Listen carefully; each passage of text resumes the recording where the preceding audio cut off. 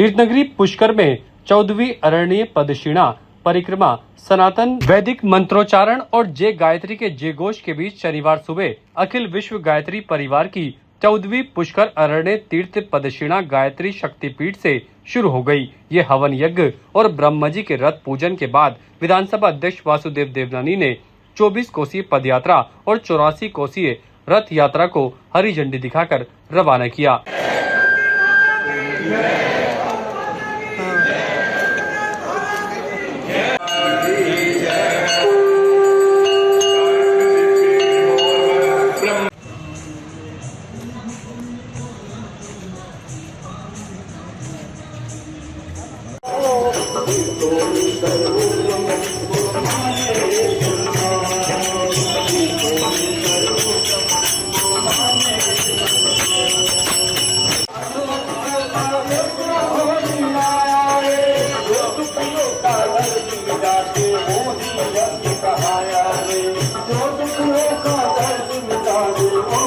इस मौके पर केंद्रीय कृषि राज्य मंत्री भागीरथ चौधरी और बड़ी संख्या में साधु संत सहित कई गणमान्य लोग मौजूद रहे। राजस्थान सहित देश के विभिन्न राज्यों से पहुंचे करीब 800 से ज्यादा महिला पुरुष साधक इस 5 दिवसीय आध्यात्मिक यात्रा में शामिल हुए। इस अवसर पर देवनानी ने कहा कि गायत्री परिवार की इस यात्रा के जरिए सनातन धर्म, सनातन संस्कृति को और बढ़ावा मिलेगा। ऐसी परिक्रमाएं युवा पीढ़ी को अपनी जड़ों से जोड़ती हैं और समाज में सेवा, संस्कार और संस्कृति का संदेश देती हैं। कार्यक्रम की अध्यक्षता कर रहे केंद्रीय कृषि राज्य मंत्री भागीरथ चौधरी ने कहा कि पुष्कर जैसी पवित्र धरती से निकलने वाली ये यात्रा पूरे देश में आध्यात्मिक चेतना जगाने का काम करेगी। वहीं शुक्रवार को पूर्व संध्या पर राजस्थान गायत्री परिवार के प्रांतीय समन्वयक ओम प्रकाश अग्रवाल के नेतृत्व में भव्य शोभा यात्रा भी निकाली गई। श्रद्धालुओं ने वराह घाट पर सरोवर पूजन, संकल्प और महाआरती की। कार्यक्रम संयोजक घनश्याम पालीवाल ने बताया कि यात्रा का पहला पड़ाव नांदगांव में होगा, जहां दीप यज्ञ और सत्संग का आयोजन किया जाएगा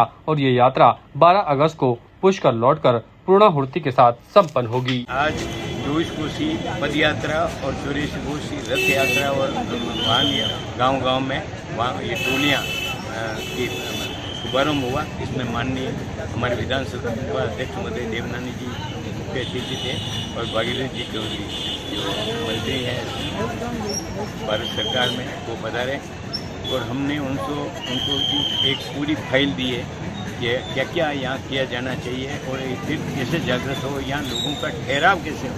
लोग डुबकी लगा के चले जाते हैं और ये जो हमारी सावित्री और गायत्री की जो ये सिद्ध पीठ है, इनकी परिक्रमा उसी तरह होनी चाहिए जिस तरह चित्रकूट की होती है। तो उन्होंने हाँ भरी है और हमने कहा पहले छोटा काम शुभारम्भ करो।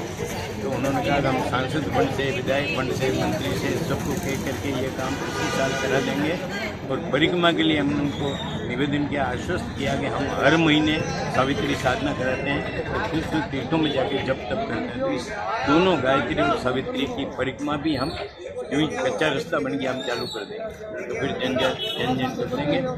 देवनानी जी का मैं कलेक्टर साहब को कह करके, स्थानीय मंत्री को कह करके ये पूरा काम करूँगा और भागीरथ जी ने कहा कि दो सेक्टर, 2 जगह विश्राम स्थल मेरे फंड से कराऊँगा।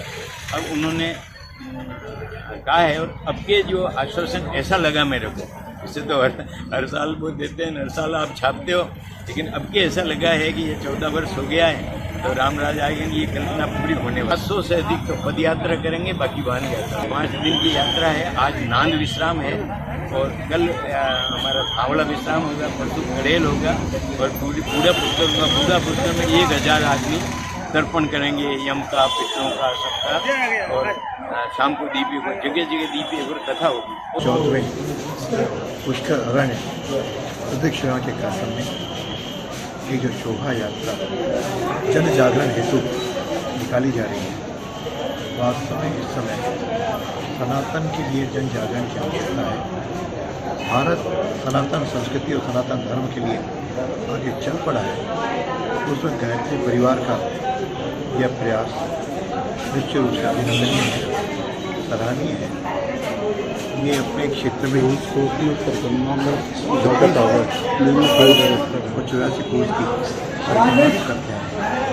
इस परिक्रमा सुगम और अच्छी रहे, इसके लिए हमारे माननीय सांसद महोदय, हमारे यहाँ के राज्य के मंत्री जी और मैं स्वयं उस विकास में जो भी संभव हम लोग इसमें प्रयास करेंगे ये यात्रा जन जागृति करें और नई पीढ़ी के अंदर नशा और अन्य चीज़ों के प्रति दृष्टि पैदा करें ताकि भारत नशा मुक्त होकर के संपूर्ण अपनी सनातन संस्कृति के साथ विश्व में अग्रणी बने। ताज़ा खबरों के लिए देखते रहें सरेराह न्यूज। अपना फ़ोन उठाएं और सब्सक्राइब करना ना भूलें।